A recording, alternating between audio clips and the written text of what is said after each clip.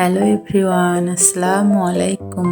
Back to my channel Patarhari YouTube channel থেকে আপনাদেরকে জানাচ্ছি স্বাগতম।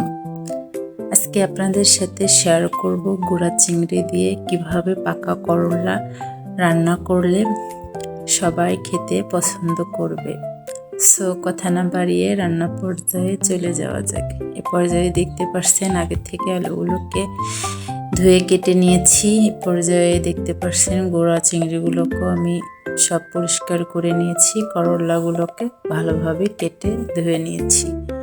সো এখানে দেখতে পাচ্ছেন বন্ধুরা, আমি চুলাতে একটা ফ্রাই প্যান দিয়ে কিছু পরিমাণে তেল অ্যাড করলাম।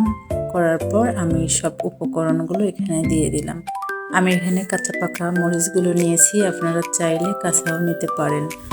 সো এখানে হাফ চা চামচ আদা বাটা, 1 চা চামচ রসুন বাটা, হাফ চা চামচ হলুদের গুঁড়া, 1 চা চামচ মরিচের গুঁড়া, 1 চা চামচ জিরার গুঁড়া, সব উপকরণগুলো ভালোভাবে মিশিয়ে নেব।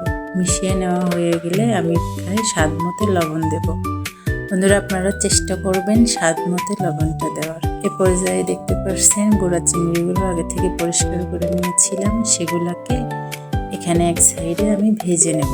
ভেজে নিয়ে সবগুলো উপকরণের সাথে মিশিয়ে নিয়ে এ পর্যায়ে আমি আমার করলাগুলোকে এখানে দিয়ে দেব। দিয়ে ভালোভাবে নেড়ে চেড়ে মিশিয়ে নেব। বন্ধুরা, এখানে আমি ভিডিওটা তাড়াতাড়ি শর্ট করে দেখার চেষ্টা করেছি। এখানে দেখতে পাচ্ছেন আমি এখানে আগে থেকে ধুয়ে রাখা আলুগুলোকে এখানে মিশিয়ে নিলাম সবগুলো উপকরণের সঙ্গে। এ পর্যায়ে আমি ঢাকা দিয়ে কিছুক্ষণ রান্না করে নেব।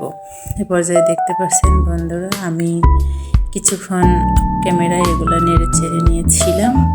আলুগুলো আমার সব সিদ্ধ হয়ে গেছে। এ পর্যায়ে দেখতে পাচ্ছেন অলমোস্ট আমার রান্নাটা হয়ে গেছে। আমার ভিডিওটা ভালো লেগে থাকলে অবশ্যই বন্ধুরা আমার চ্যানেলটাকে সাবস্ক্রাইব করবেন, পাশে থাকা বেল আইকনটা অল করে দেবেন, যাতে আমার সামনে কোনো নতুন ভিডিও আপলোড হওয়ার সাথে সাথে আপনাদের কাছে নোটিফিকেশন পৌঁছে যায়। ভালো থাকবেন, সুস্থ থাকবেন, আল্লাহ হাফেজ।